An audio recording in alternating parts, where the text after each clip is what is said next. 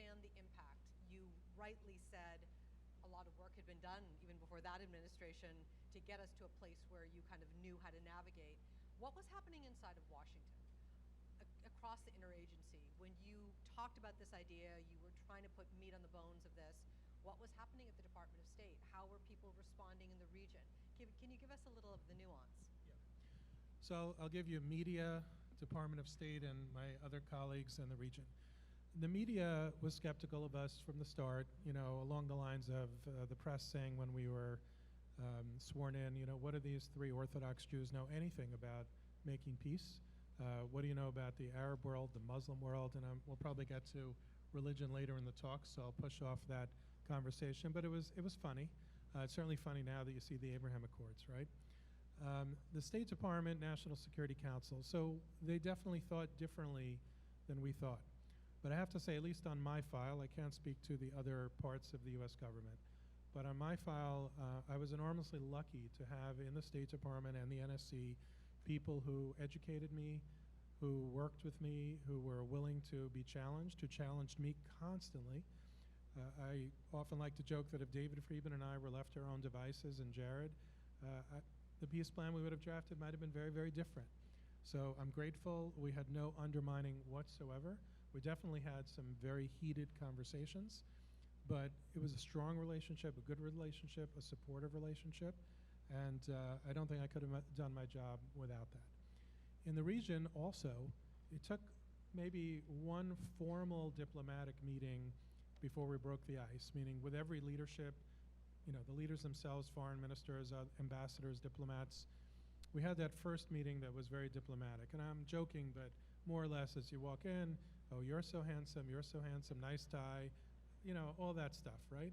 And at the end of the conversation— Oh, handsome and guys, if you're— At the end of the conversation, I was able to say to them, look, I've worked for Donald Trump for 20 years, Jared, you know, a strong relationship, son-in-law.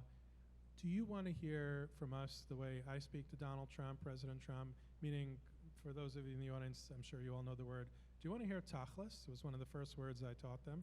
Do you want to get down to brass tacks, you know, real business? Or do you just want to continue to talk and not accomplish anything? Because the U.S. has a lot of problems. We're ready to do a lot of different things. And if we can't make progress here, then we'll go make progress somewhere else. And to a person, they all said, they didn't use the word tachlis, but they said, we want to get down to business. So they were very willing to receive our message. They were very willing to engage. They certainly pushed back a great deal, but I would say they were incredibly productive meetings across the board.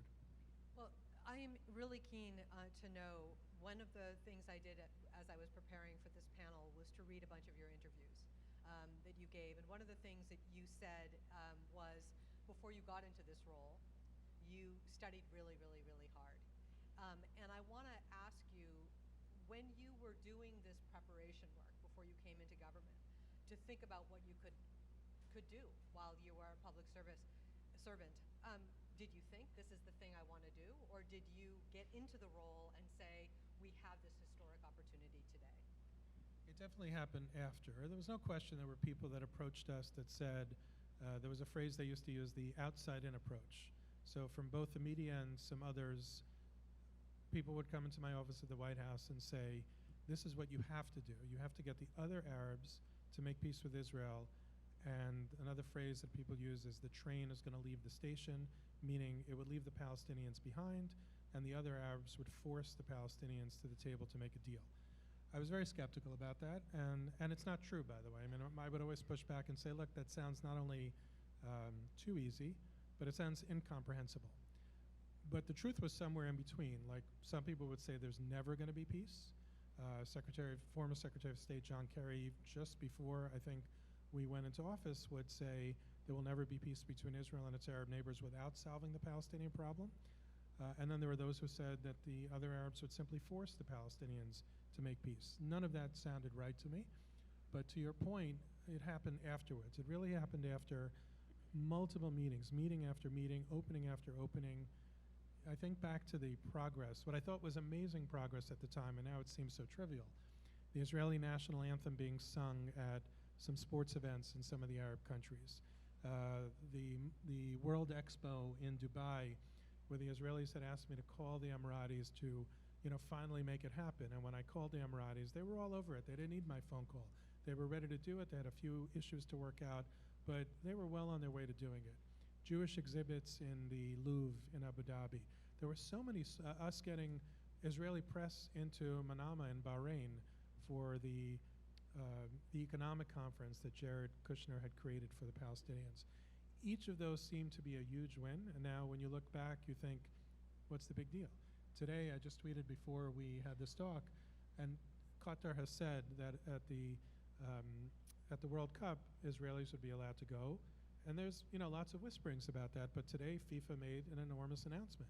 There are going to be flights, charter flights, from Israel with Israelis and Palestinians to Doha to go see the World Cup.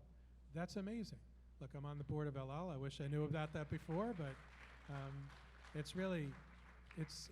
everything has changed, but it all happened once we were in office, step by step, learning, processing, and courageous leaders. Thank you very much for that. I do have one more question for you on that theme. You've mentioned some things that have changed, including what you just talked about in terms of the soccer game that's about to happen. But what makes this so different? I mean, there have been eras where we thought there was going to be peace in the Middle East. We thought signings have happened at the White House. Why is this different? So I want to go back to something Jonathan Greenblatt had said. Remember, different Twitter handles, please. It's not good for me when somebody doesn't like President Trump and it's ascribed to me. But he mentioned this cold peace between Israel and Jordan and Israel and Egypt. And it's true. It's a security-related peace. But I challenge all of us to change that, right? It doesn't have to be like that. It is more complicated. Both of those countries actually had wars with Israel. Some of the other countries didn't. There's blood on both sides. There's lots of reasons it's a cold peace, but we can change that. So what makes this different, and why do I think we could change that? The relationships that I've witnessed since 2017, first, a small group of people, Israel and the Arab countries, Jews and the Arab countries, Israelis, American Jews, and Christians, everybody. I said to you, Farah, before, I had always wished that I could bottle what I was able to witness and even participate in and sprinkle it around after to like see how our little thing becomes a big thing. And now what am I witnessing? Last week I was in Dubai. I was in a kosher restaurant. There's several now. And a kosher restaurant, by the way, that I ate in, this happened, was open before the Abraham Accords, before anyone even knew that last puzzle piece would click into place. I was at a dinner table with two Lebanese friends, an Emirati friend, a Jewish guy who lived in the Emirates. I can't remember if he's from Australia or South Africa, came over to say hello. There was no politics at the table other than, half joking, because it was the maritime deal between Israel and Lebanon that was being discussed. There was no discomfort. There was no hatred. You know what there was? Warmth, respect, friendship, curiosity. If we take that, which exists all over, I'm not saying there aren't haters. There are plenty of haters. There are plenty of crazy nuts out there still. But I've been to the region countless times through my time at the White House and after. And all I'm witnessing are people willing to engage respectfully, even if there are deep disagreements. That's the key. Jason, do you think that this is having a ripple effect in other parts of the world? I mean, do you see that? It's an interesting question. Unfortunately, I'd probably have to answer no. I think the rest of the world, our country, has just become more and more divided. We're going through tough times in America. We could lay blame on one side or the other or lots of different sides. It doesn't matter who is to blame. Probably everybody's to blame, right? But I think we have an issue here that I'm not seeing the positive effects from what I see in the region trickle through here. I can't speak to the rest of the world in my sort of experiences Middle East and America. Well, I appreciate that, and I'm asking that question because clearly we are all connected. With a swish of our finger, we understand what's happening in other parts of the world, and algorithms matter to the way in which we interpret what's happening in the world. And not only algorithms, but also what you're taught at a younger age. Imam Antepli, right before we had this session, you were the recipient of this wonderful award, and you talked a little bit about how you were raised to believe a certain set of truths in quotes about Jews and Judaism.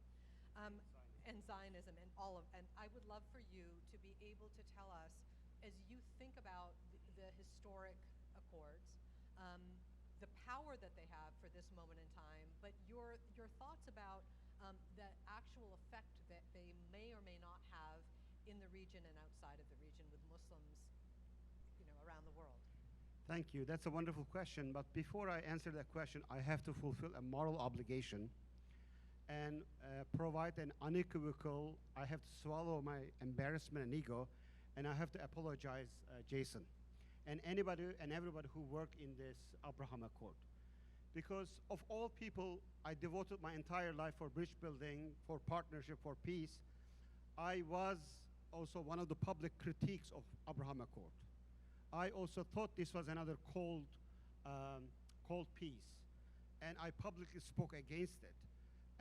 I, like many others, I think included many people in the room, I assume, we were blinded by our very legitimate anger towards President Trump or Prime Minister Benjamin Netanyahu. So I want to apologize. I think we didn't see, we were blinded by our own anger and frustration. We didn't see that this was different and this could have had a potential. And Baruch Allah, as we say, that I'm glad we are proven wrong. Yes. I sincerely apologize. May I say thank you? And by the way, this is what I'm talking about, right? I didn't know this, but not only is he kind enough and brave enough to say that out loud, but this is the kind of respectful dialogue that we need. We need it between Jews and Muslims, between Israelis and Arabs, between Americans, right? So thank you for that. And my regret and my embarrassment and my sense of guilt even increased when I saw the wording and the work went into Abraham Accord on the part of the American administration, but more so on the part of the Arab governments and Israel. They really played an incredibly great role in crowning the letters of this agreement in such a way that this will turn into a warm peace. This will turn into a people-to-people peace. It will go beyond geopolitical security arrangements. There was some aspirational commitment and work. And again, Baruch Allah, as we say, it even, I think, went beyond anybody who could have imagined this. It is making ripple effect. I think Abraham Accord, that's why I feel morally obligated to publicly apologize for what I said about Abraham Accord in the first 6 months or so.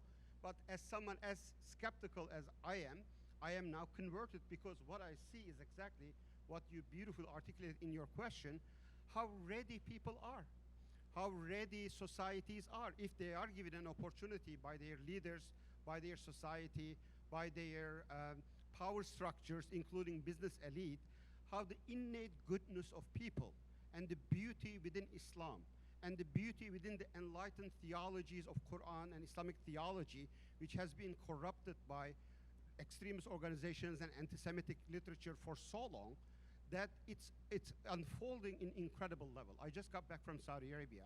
Saudi Arabia hasn't even joined the Abraham Accord yet, but I am already, it is my second trip, I am in conversation with a group of imams and scholars going through their textbooks. We are going through the anti-Semitic hateful elements within there, and we will be doing the same thing in Morocco next month in December. Yossi Klein Halevi, our mutual friend, and we will be going there and spending weeks trying to see if we can take advantage, not the good word, but catch up, really. Catch up this excitement of people, Arab majority, Muslim majority societies, sick and tired of bloodshed, hatred, division, polarization as a result of Israeli-Palestinian conflict, and sort of unleashing this goodness that they have kept in themselves. I don't know it will lead to an incredibly complete peace. I don't know, but something cracked open and the light is shining through. So the shift that has to happen, and we both know this, we've worked on this together, can't just happen in an ivory tower, and it can't just happen at foreign minister levels or president levels. It happens with civil society. And it also happens with young people understanding what to do. You don't learn hate out of the womb. It is taught to you. So I want to go back to the textbooks that you were talking about, and I want to ask you, You know I've been very critical of Saudi Arabia and what they've said about Jews and other minorities around the world. Or fellow Muslims. And fellow Muslims. And the role that they have to play. How significant is it that Saudi Arabia has not signed on to the accords?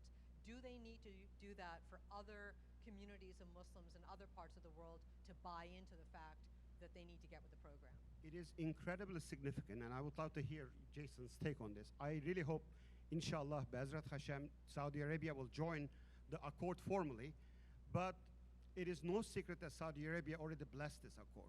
Without Saudi Arabia's behind-the-scene efforts or support and blessing, I don't think it could have unfolded or succeeded the way it's been succeeded. And without even Saudi Arabia formally joining the accord, that's why some aspect of the Israeli election results is quite concerning, which I hope some outcome or the incoming government in Israel will not play a negative or obstructive role in encouraging Saudi Arabia, or will do everything they can to encourage Saudi Arabia and other countries, other Muslim majority countries, turning Egypt, Jordan, and Turkey from cold peace to warm peace. I have a lot of apprehension and fear about that. But even without Saudi Arabia joining, Saudi Arabia is a very significant, as you know. In the Muslim imagination, in the Muslim history, they control the two holiest sides of Islam, and all the pilgrimage go there, millions of them every year. And the Islamic interpretation that they uphold plays incredible impact and power into the entire 1.7 billion of us. It is incredibly significant. I don't know if it's going to fulfill its home run, but we have to make sure we have to do everything we can, when I get excited, to make sure Saudi Arabia will be encouraged and pushed in that direction, not dissuaded and discouraged. Well, so when we are thinking about all the accomplishments, and you listed some, there are many more. This is really historic. I'm going to push you both just a little bit, because we talked about numbers of people coming into Arab countries for travel and tourism. I didn't mention the fact that there will be, we think, about $10 billion worth of investment that is happening. I mean, big things are happening. But you're not seeing Muslims getting on flights going to Israel at the same pace. So I'm stating that not because I want to throw cold water on this, but I want to be realistic about where we are today. Do you think that the signaling of Saudi impacts that? What do you think is actually preventing people from sort of taking an opportunity?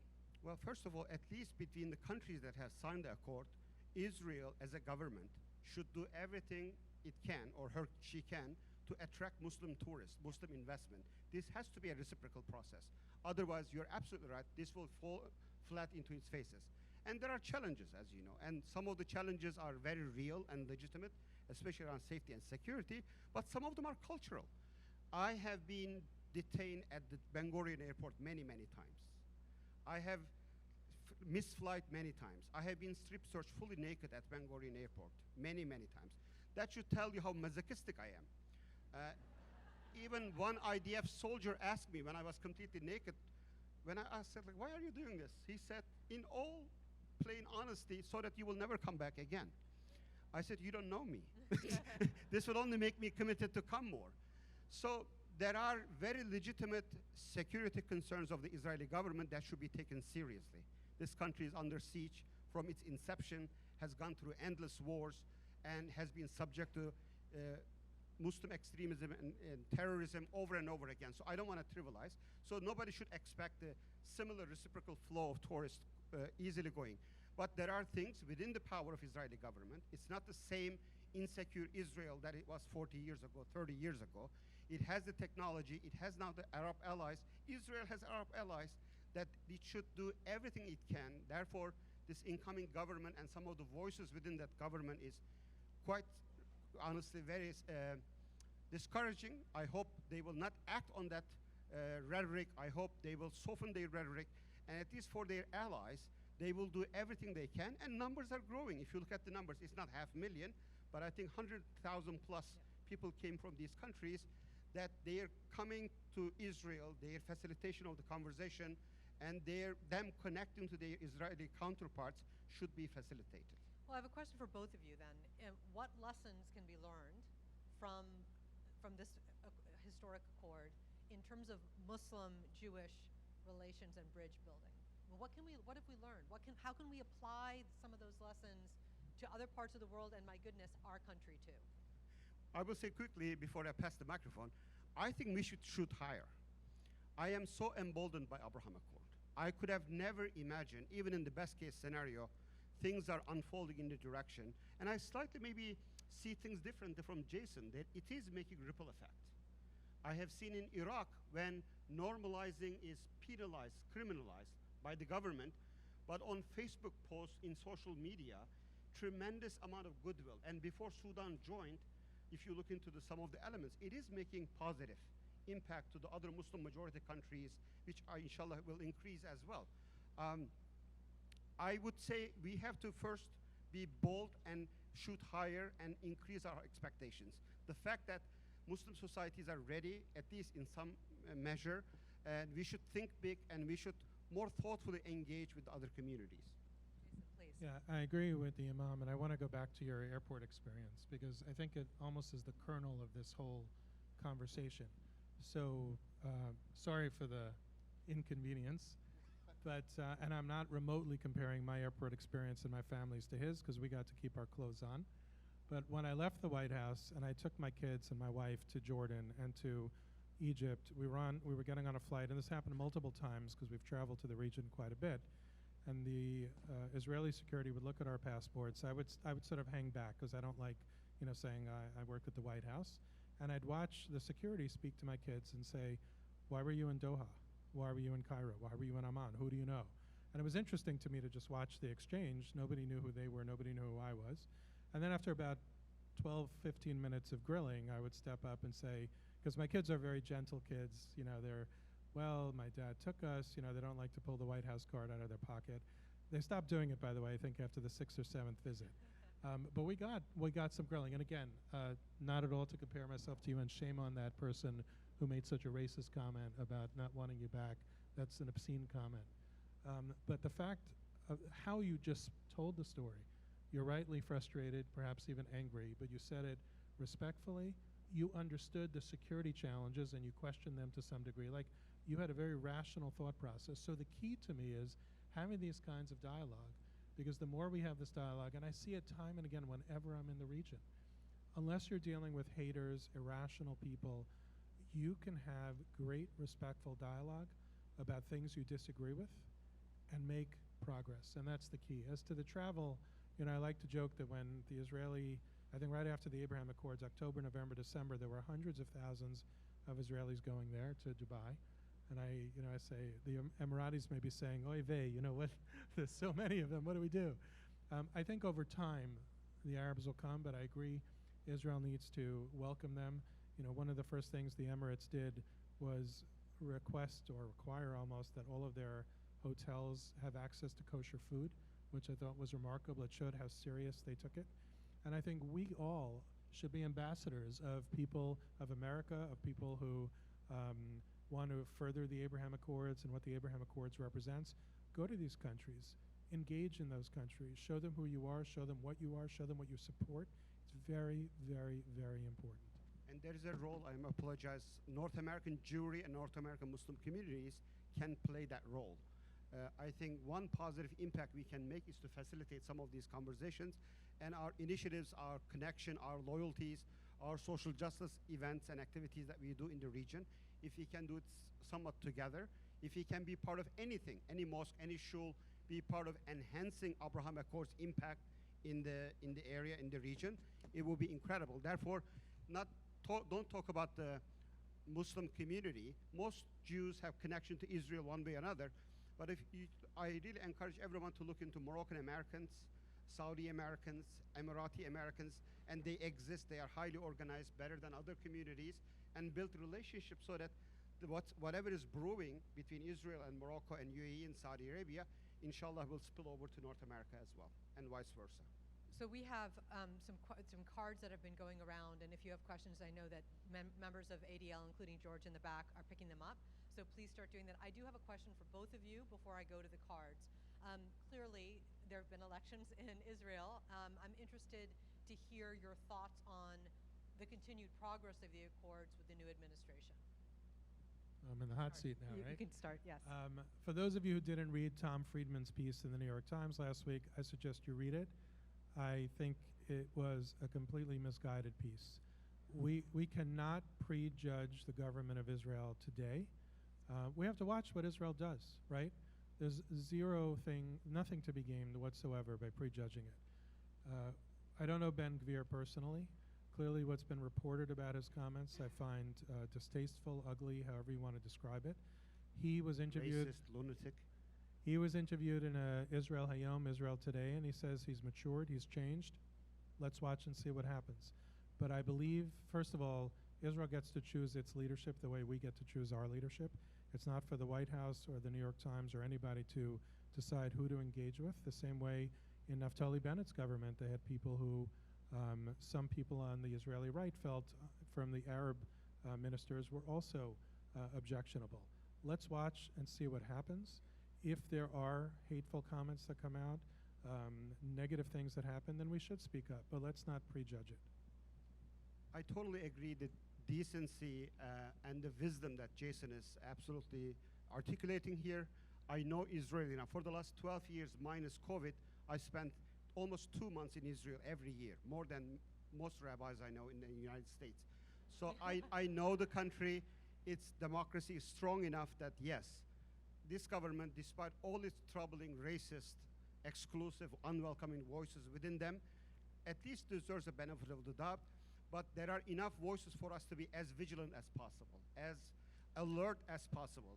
If Ben Gvir or his 13 other friends does 10% of what they said in the campaign, if they play around with the fire and change the status quo in the Haram al-Sharif and Temple Mount, if they start increasing the settlements in the way that they promised to do, or if they dislocate some of the Palestinians, both within the country and West Bank, some of them have this made public, then forget about Saudi Arabia and other countries joining the accord. The existing countries will walk out, and the whole region, it could stabilize everything. And therefore, let's give them a benefit of the doubt. Israel's democracy, Israel's institution, Israel's courts, Israel's media is very strong. It can take on to this.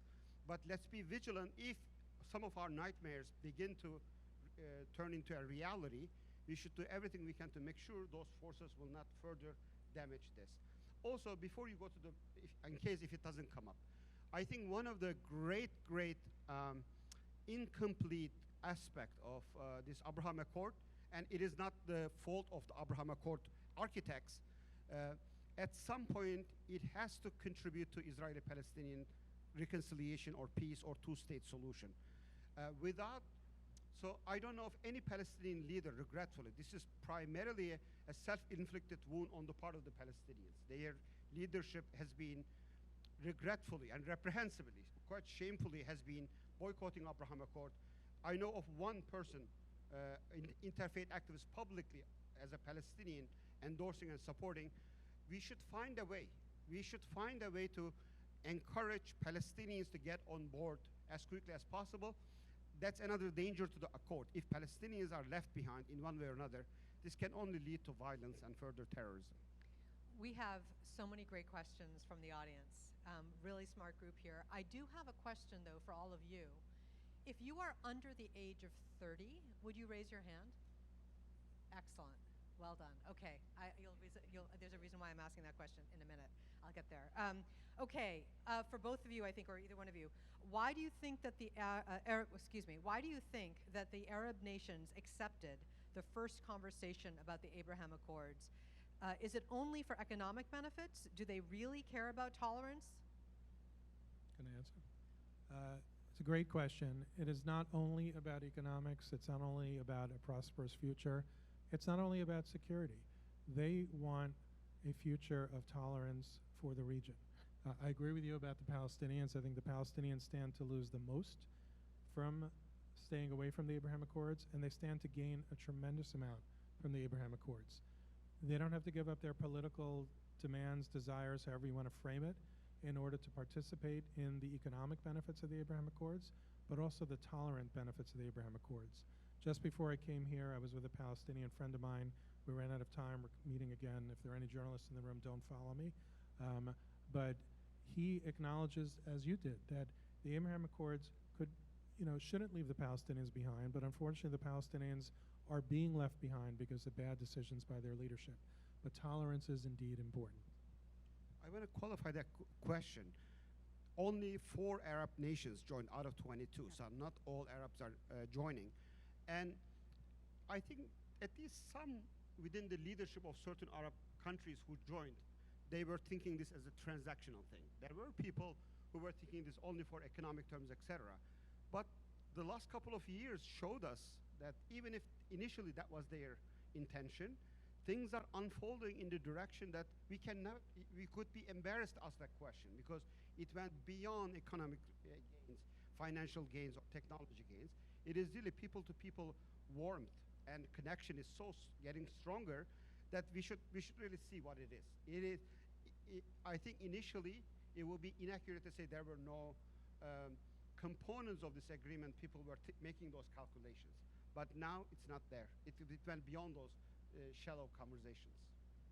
So I'm going to tweak a couple of questions here, and ask it in my way, but I hope that those of you who asked this are satisfied. The reason why I asked how many people were under the age of 30 is for 2 reasons. One is because we know what's happening on college campuses in America. I have no idea. Yeah. And 2, these are digital natives who have experienced life in a way that none of us have. And I want to ask respectfully, as we develop the future of the Abraham Accords, those people who developed it and are going forward are many seasoned diplomats. But the generations that are going to reap the rewards of this are that generation. So how do we build that bridge demographically so that new ideas can come into the Accords that are filled with connectivity for the younger generations, that make sense, that it's not old language that they feel like hasn't been delivered, that they feel like they have a stake in what's happening next? So it's hard to do on social media. I mean, I'm on social media. I was an unseasoned diplomat, a non-diplomat, let's just say. You have to do it with connections, and I'll explain what I mean. And this ties to your Saudi Arabia question as well. 2-3 months ago, I was in Saudi Arabia. My father had passed away a year before that, so I was still saying the Kaddish prayer for my father. Thank you. We had a quorum, a minyan of men, and we were praying in Saudi Arabia. I was able to say Kaddish, the mourner's prayer, openly in Saudi Arabia. I had one of my kids with me, and he became friends with many Saudis. And he came back and he said, "You know what, Dad, what I want to do is I want to start, as you and Mom have done, inviting people to my Shabbos table." He just moved to the city because he started a job. There are a lot of Saudis here. There are a lot of Arabs here who go to university. The same way you and Mom have all sorts of interesting guests, Muslims, Jews, Christians, Arabs, whatever person or stripe, political, doesn't matter. I'm going to create an organization where me and my friends invite Saudis to our Shabbat table. That's the type of thing that you can do. Social media is important. You learn a lot on social media. You'll also learn a lot of fake things on social media. There is just no substitute for getting out there, meeting people who think differently than you, meeting people who think the opposite of you, meaning just stuff you don't agree with at all. Don't just stay in your own echo chambers, and do less social media and more human-to-human interaction. Jason, so please, Imam. I just would like to only compliment. When you ask me what's going on campuses, my immediate chaplain, Imam, and the peace activist mind goes to not the partisan bickery, rising anti-Semitism, which I care and work hard against, but it's the biggest problem. What's happening with college-age students are apathy. They are checking out in large numbers. Go to any campus. My daughter is a senior at UC Berkeley, and because of her last name, she's going to hell of a time with really unkind BDS activists. But I ask her, how many people are involved in this insanity? 200.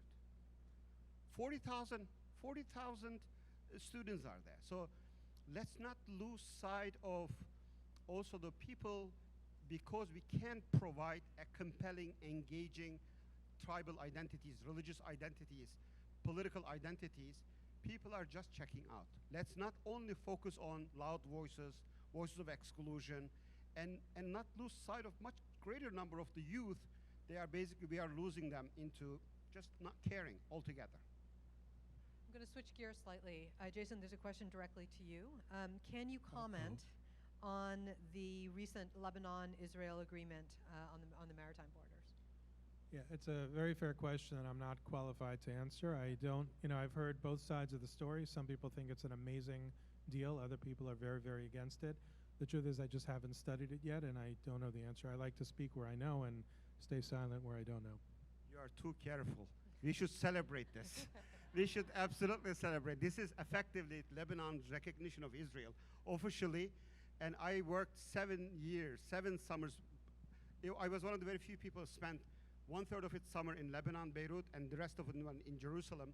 And it's so painful because my hotel in Beirut and my apartment in Beirut and my hotel in Jerusalem, 157 miles. But I had to go through Istanbul or Cyprus, that I couldn't go directly. It's insane. And I cannot go back to Lebanon because all the work that I was doing there, educating young minds, got the attention of the wrong people. Therefore, I am not safe there anymore. So the fact that this happened first requires some sort of a joy and celebration. Let's hope it is even better and bigger and deeper. So you set me up for the question that I have next. That's not mine, but it came from the audience. How do we stop the hate between Israelis, Hamas, Hezbollah, Fatah, and Iran? Sorry, wasn't my question. Do either one of you want to comment on that? So I think I'm going to answer it a little bit differently, which is when I interacted with Palestinians from Gaza, those were some of my most memorable positive interactions. My Lebanese friends, some of my most memorable positive interactions. We're not going to change the haters. Those who truly support Hamas, who want to destroy the Jewish state of Israel, Hezbollah, who want to destroy it, many of them puppets funded by Iran, most of them by the Iranian regime. We're not going to stop that. And that's why the Abraham Accords does have its limitations. We could do some amazing, amazing work, but the region, the world, but let's just say the region is going to be filled with haters who want to destroy peace, who want to destroy progress, who hate me, who hate you. We're not going to change that. But what we can do is find the people from those areas who want to have positive impacts. You mentioned my podcast on The Diplomat. I did about 4 or 5 episodes on Lebanon alone because Lebanon is going through very, very difficult times. And every interaction I had with somebody from Lebanon about Lebanon was enormously positive. I did an episode about Pakistan. Not enough attention was being paid to the floods in Pakistan. How many of you have heard about the floods in Pakistan? Tremendous damage, but how many stories in the mainstream media? Not much. It's very important for us to engage even with those from places you think you won't have friends or things to talk about. And Hamas, what could I tell you? I don't think there's any hope for the true believers of Hamas.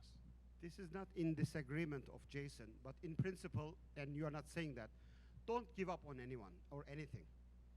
I know this as a personal experience. I was a hater. I spent early teenage years of my life believing, convinced that Jews as people, Judaism as religion, Israel as a country is irredeemable evil. I don't know how many Israeli flags I burned in my teenage years. Good news for Chinese economy. They were all made in China. But here I am, a fellow in an Israeli institution, in a Jewish American event, etc. So in principle, don't give up on anyone. You don't know. And if you can, try on anybody and everybody. And you can only do what you can. You can only just operate out of spaces or people. First of all, you have a lot more authority about your own hate, your own racism, your own bigotry. Just scan your heart to see. You have absolute control about what gets into your heart and what gets out of your heart. Be vigilant about the hate that you are receiving vis-a-vis other people. Then secondly, your community, your surrounding, your areas. Again, another outcome of your wonderful work.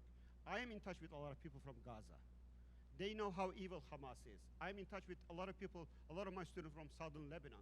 They know these evil organizations, terrorist groups in the name of Islam, poisoning Islam before they are poisoning anything else. So there is a way in which we can do, and if those organizations and regions are so important to you, engage with communities that is addressing the root causes of this hatred, lack of economic development, decency, good education. Play a role in the life of many. One person matters, one group matters, and start small and see what will happen. I was going to end today asking each of them for a call to action. It sounds to me like you have just given your call to action, but I want to give Jason an opportunity to do the same. I think my call to action is what I said earlier, which is go visit the region or get on Zoom if you don't like to travel or don't want to travel, and interact with all of those communities that you're either afraid of, don't know, think you don't like, are puzzled about. There are so many open hearts and open minds in that region who want to learn from you, learn with you, teach you. It's very, very important, and I don't think there's any substitute for it. Okay, so you can go. Yeah. We have so many common values that we share. I think one of the central qualities, both in Sharia and Halakha, is if there is a will, there is a way. In terms of solution or what to do, I think if we can create the willpower, the strategies, the methods, and the tools and the skills will come along. Let's create that will for reconciliation, for bringing our communities together, for healing and uniting our wounded and divided communities. Be part of that willpower, inshallah. Thank you. Please join me in thanking both of our excellent speakers.